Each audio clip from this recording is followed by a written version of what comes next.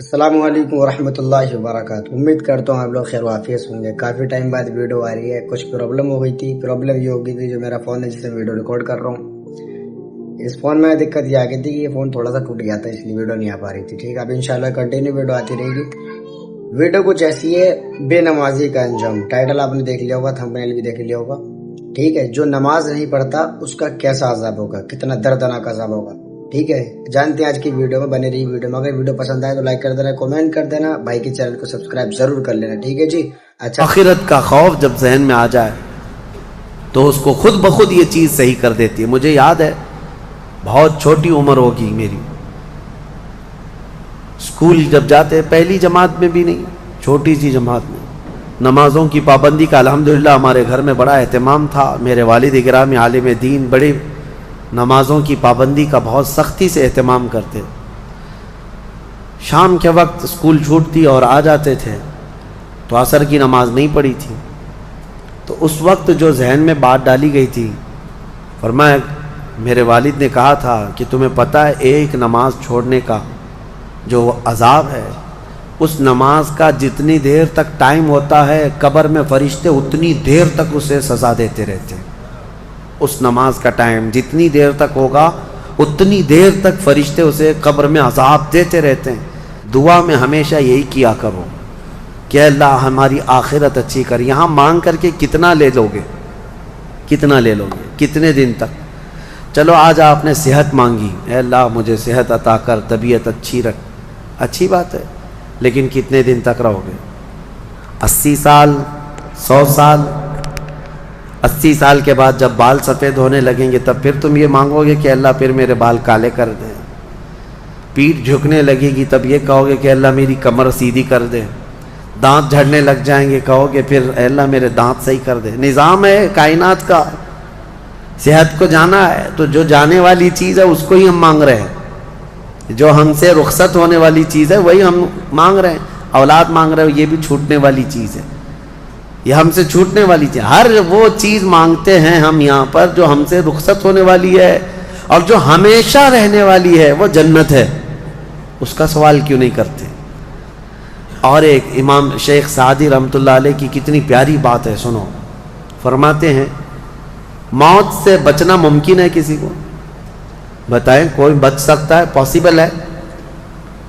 موت سے بچنا کسی کے لیے بھی ممکن ہے؟ نہیں ہے، سب کو پتہ ہے، سب کو پتہ ہے امپاسبل، لیکن اس کے باوجود بھی بچنے کے لیے 1000 دوائیاں کھاتے ہیں ہم۔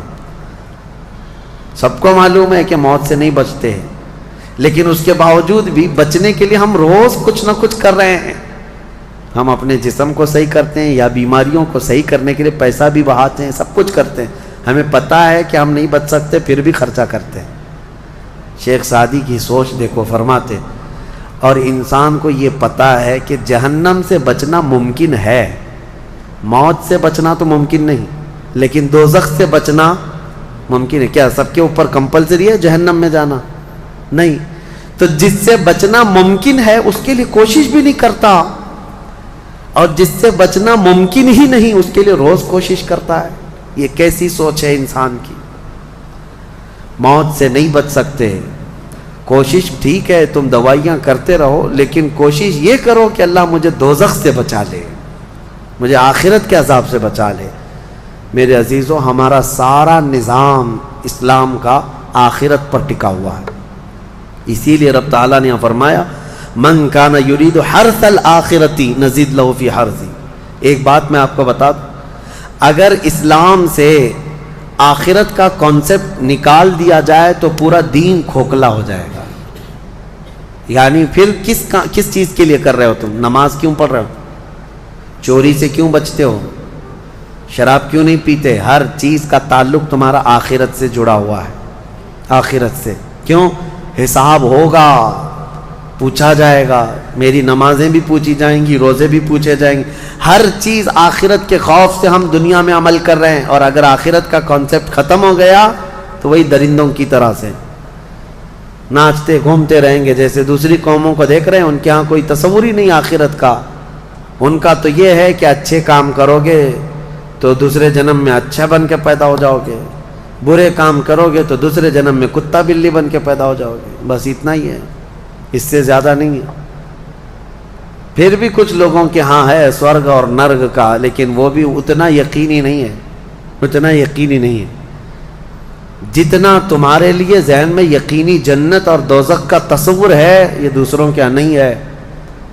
اسی لیے میرے عزیزو، آخرت کے تصور کو اتنا مضبوط بٹھاؤ، اتنا مضبوط بٹھاؤ۔ مجھے ایک بات یاد آتی ہے کہ ہمارے ایک بزرگ تھے، میرے بڑے دادا، اللہ ان کی تربت پر رحم فرمائے، پورے علاقے میں لوگ اس بات کے شاہد ہیں، جب بھی کوئی کچھ غلط کام کرتا یا چھوٹی بہت بھی چیز ہلکی نظر آتی ان کو، تو ڈانٹنے کے لیے سب سے پہلا جو جملہ وہ کہتے تھے وہ یہی کہتے تھے، کیا تجھے آخرت کا خوف نہیں ہے؟ آخرت سے نہیں ڈرتا؟ یہ ایک جملہ اکثر ہر کام پر، نماز کے سلسلے میں ہو یا کسی کو کہیں پر گپے لگاتے بیٹھے ہوئے دیکھتے تو یہ کہتے آخرت کا ڈر نہیں ہے۔ یہ ان بزرگوں کا شیوہ رہا ہے، اولیاء اکرام کا طرہ امتیاز رہا ہے کہ وہ اپنے سارے اعمال آخرت کے خوف پر رکھے ہوئے ہیں۔ حضرت حاتم اعصم رضی اللہ تعالیٰ عنہ ایک بڑے پائے کے بزرگ ہیں، فرماتے ہیں نماز جب پڑھتے تھے تو کہتے میرا تصور یہی ہوتا ہے، میرا تصور یہی ہوتا ہے کہ موت میرے گردن کے پیچھے، ملک الموت یہی ہے، یہ سوچتا ہوں کہ اب آخری نماز ہے، میری آخری نماز ہے، اور دونوں طرف میرے جہنم کے گڑھے ہیں، ادھر بھی ادھر بھی، میں اگر تھوڑا سا بھی ہل جاؤں تو ہو سکتا ہے ادھر کے گڑھے میں یا ادھر کے گڑھے میں، اور پیچھے ملک الموت ہے اور سامنے رضائے الہی ہے اور جنت ہے، میں بڑھنے کی کوشش کر رہا ہوں۔ اس تصور کے ساتھ وہ نماز پڑھتے تھے، اس تصور کے ساتھ، اور سجدے میں جاتے تو یہ کہتے کہ میرا آخری سجدہ ہوگا، ملک الموت پیچھے ہی کھڑا ہے میری گردن کے پاس، اور اگر میں تھوڑا بہت ہل گیا تو ادھر بھی دوزخ ہے، ادھر بھی دوزخ ہے، سامنے کی طرف مجھے پورا تصور جمانا ہے، رضائے الہی ہے اور جنت میری یہاں ہے۔ تو ان کے سارے تصورات ہر کام میں آخرت پر ڈیپینڈ تھے۔ میرے عزیزو، آج لوگوں میں جو بد عملی آئی ہے اس کی ایک بڑی وجہ یہی ہے، ہمارے بچوں میں اور نوجوانوں میں آخرت کا ڈر کم ہو گیا، ڈر کم ہو گیا۔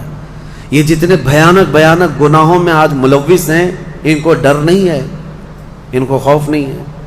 میں ایک بات بتاتا ہوں، پچھلے زمانے کی ایک بات ہے کہ ایک پرہیزگار شخص تھے، متقی تھے بنی اسرائیل میں، ایک خاتون جو فحش کاموں میں ملوث رہتی تھی، طوائف تھی یا جیسی بھی، وہ آئی اس عابد کے پاس، یہ پرہیزگار شخص تھا۔ یہ جب آئی تو کہا کہ رات گزارنے کے لیے میرے پاس کوئی ٹھکانہ نہیں ہے، باہر ٹھنڈی اور بارش ہے، مجھے تھوڑی سی جگہ دے دو۔ اس عابد نے رحم کھا کر اپنے گھر میں عورتوں کے رونے پر کبھی شیطان داخل ہو جاتا ہے، مدد کے لیے عورت رونا دھونا جب کرتی ہے تو اچھوں کا ایمان ختم ہو جاتا ہے۔ وہ عورت رونے لگی کہ میرا خود کوئی سہارا نہیں، بارش میں بھیگ جاؤں گی، میں تڑپ تڑپ کے ختم ہو جاؤں گا۔ اس عابد شب زندہ دار اس نے اپنے خانقاہ میں جگہ دی تھی۔ جب رات ہو گئی تو وہ عورت آئی اس کے سامنے آئی اور عریانیت کے ساتھ عجیب و غریب حرکتیں کر کے اس کو گناہ پر ابھارنے لگی۔ وہ عابد تنہا تھا، وہ قریب آیا، اس کے بعد پوچھا کیا چاہتی ہے؟ کہا چل کوئی نہیں ہے رات میں، کوئی نہیں ہے، ہم لوگ اپنے جسموں کی سکون حاصل کر لیں۔ اس عابد نے کہا کہ ٹھیک ہے، میں اس سے پہلے تھوڑی دیر میں بھی آتا ہوں، خواہش ہے تیرے ساتھ آ جاتا ہوں، سوتا ہوں، لیکن اس سے پہلے میں دیکھتا ہوں۔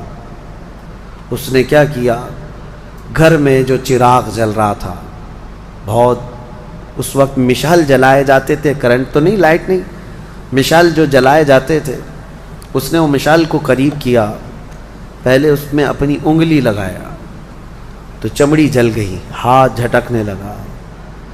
وہ خاتون تیار کھڑی تھی، پوچھنے لگی کہ کیا کر رہا ہے؟ کہا رک جا، دیکھ رہا ہوں۔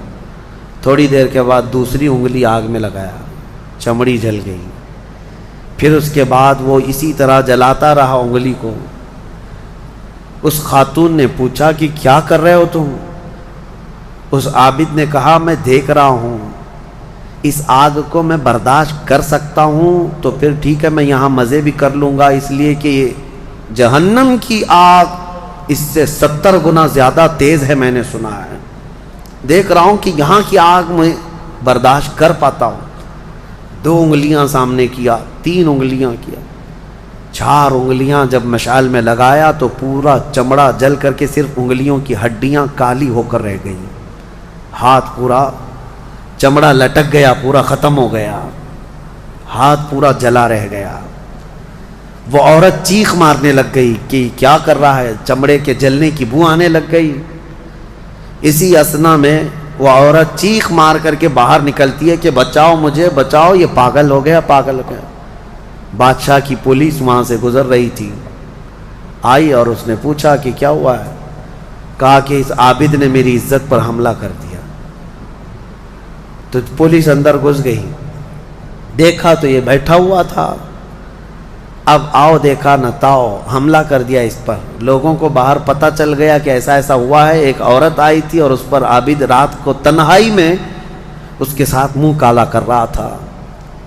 تو لوگوں نے مارنا شروع کیا، اتنا مارا کہ وہ عابد مر گیا، انتقال ہو گیا، ختم ہو گیا۔ اب مسئلہ یہ ہے کہ اب لوگوں میں یہ بات پھیل گئی کہ اتنے سالوں جس کو ہم نے عبادت میں دیکھا تھا وہ ایک عورت کے چکر میں آخری وقت بہک گیا اور منہ کالا کر لیا۔ اب اس کے بعد اس کو اٹھاتے ہیں، اٹھا کر کے قبرستان میں جب دفن کرنے کے لیے رکھا گیا، قبر میں جیسی رکھتے ہیں اس قبر میں تیز خوشبو بھر چکی ہے، ہر جگہ سے خوشبو کے جھونکے آ رہے ہیں۔ لوگوں نے کہا یہ بدکار آدمی کی قبر میں اتنی خوشبو کہاں سے آ رہی؟ اس کو دفن کر دیا اور یہ بات مشہور ہونے لگ گئی۔ بادشاہ خود بھی آیا، پوچھا یہ کیا مسئلہ کیا ہے؟ تو لوگوں کو جب یہ بات سمجھ میں نہیں آئی تو علماء کو بلایا گیا اور پوچھا گیا کہ کیا مسئلہ ہے؟ کہا گیا کہ یہ بدکار نہیں ہو سکتا، یہ اللہ کی رضا میں انتقال کیا ہے۔ اس خاتون کو پکڑ کر لایا گیا، پوچھا گیا کہ کیا کیا معاملہ ہوا تھا، سچ بتا۔ اس عورت نے بتایا کہ اس کا کوئی مسئلہ نہیں تھا، یہ ڈرتا رہا اللہ سے اور آخرت سے ڈرتا رہا، اور رات میں یہ بیٹھ کر کے اپنی انگلیاں جلا لیا تھا، اور یہ کہتا تھا کہ میں دیکھتا ہوں دنیا کی آگ سے میں برداشت کر پاتا ہوں تو ٹھیک ہے میں تیرے ساتھ مزہ کروں گا، نہیں تو پھر آخرت کا عذاب اس سے بھی بڑا سخت ہے۔ وہ یہ کہتا رہا اور میں بھاگ کر گئی، اتنے میں لوگ آئے اور اس کو مار دیے۔ بادشاہ نے پوچھا کہ دیکھو اس کو پھر سے نکالو، نکالا گیا۔ اس خاتون کے بتائے ہوئے اعتبار سے جب دیکھا گیا تو اس کا ہاتھ جلا ہوا ویسے ہی موجود تھا، جلا ہوا ہاتھ ویسے ہی موجود تھا جیسے اس عورت نے واقعہ سنایا تھا۔ پھر لوگوں نے بہت توبہ کی کہ اس کو مارنے کا کیا گناہ تھا، اس کا جرم تھا، لیکن بہرحال وہ شہید تھا۔ اس حکایت کو نقل کر کے فرماتے ہیں صاحب حکایت کہ یہ وہ لوگ تھے جن کا ہر کام آخرت سے جڑا ہوا تھا، وہ ایک حرکت بھی کچھ ان کو دنیا میں ڈگمگ نہیں کرتی، ان کے پاؤں کو نہیں پھسلا پاتی۔ کیوں؟ وہ ڈرتے اس بات سے تھے کہ آخرت میں کیا ہوگا، آخرت میں کیا ہوگا۔ میرے عزیزو، میں آپ کو بتاؤں زنا کی جو سزا ہم نے بتائی تھی، اس سے قبل بھی میں نے بتایا، کوڑے مار دیے جائیں 100 یا سنسار کر دیے جائیں، یہ آخرت میں دی جانے والی سزا کا 100واں حصہ ہے، اس سے 100 گنا زیادہ سزا وہاں پر قیامت میں۔ تو پھر وہ کیسی ہوگی سزا؟ پھر 100 گنا زیادہ سزا کیا ہے؟ اسی لیے فرمایا گیا جہنم کا ہلکا عذاب۔ پوچھا گیا حضور سے سب سے کم عذاب کیا ہوگا، سب سے کم کسی کو عذاب دیا جائے گا اگر دوزخ میں تو کیا ہوگا؟ فرمایا گیا کہ اس کو آگ کی جوتیاں پہنائی جائیں گی جس کی گرمی سے اس کا بھیجا پک کر کے ابل رہا ہوگا۔ یہ سب سے ہلکا عذاب ہے دوزخ کا۔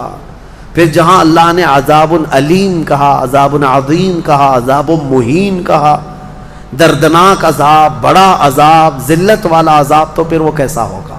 بہرحال خلاصہ کلام میرا یہ ہے، آج ہم نے تلاوت میں یہی پایا کہ اے لوگوں تم آخرت کے تصور پہ جیتے رہو، دنیا فانی ہے، دنیا فانی ہے، حساب کا ایک دن آئے گا۔ فَمَن يَعْمَلْ مِثْقَالَ ذَرَّةٍ خَيْرًا يَرَهُ وَمَن يَعْمَلْ مِثْقَالَ ذَرَّةٍ شَرًّا يَرَهُ۔ اللہ فرماتا ہے جس نے رائی کے دانے کے برابر نیکی کی وہ بھی دیکھے گا قیامت کے دن، اور جس نے رائی کے دانے کے برابر برائی کی وہ بھی قیامت کے دن دیکھے گا۔ آخرت آخرت آخرت، اپنے بچوں میں بھی ڈر اسی بات کا ڈالو کہ اللہ کریم کے ہاں حساب ہونا ہے، اللہ کے ہاں حساب ہونا ہے۔ آپ کو بتائیں وہ صحابی رسول جو گھر فجر کی نماز دوڑ کر کے چلے جاتے تھے، حضور کے پیچھے نماز پڑھتے تھے، کیوں؟ صحابہ اکرام نے ان کی شکایت کی تھی کہ یا رسول اللہ یہ نماز پڑھ کے اتنی تیزی سے بھاگ جاتے۔ حضور نے ان سے کہا پوچھو، ایک دن پکڑو۔ ایک دن انہیں روک لیا گیا، پوچھا گیا کیوں اتنی جلدی چلے جاتے ہو؟ انہوں نے کہا میرا پڑوسی ایک یہودی ہے، اس کے آنگن میں کھجور کا ایک درخت ہے اور اس کے شاخیں میرے آنگن میں بھی آئی ہیں، پکی کھجوریں صبح صبح گر جاتی ہیں آنگن میں، میرے بچے اٹھ جائیں تو کہیں وہ کھجوریں اٹھا کر کھا نہ لیں، اس لیے میں جلدی چلا جاتا ہوں کہ وہ کھجوریں جمع کر کے میں اپنے پڑوسی کو دے دوں۔ یہ آخرت کا ڈر ہے، یہ آخرت کا خوف ہے۔ عزیزان گرامی وقار، اپنے بچوں کو اس بات کا ڈر ڈالو۔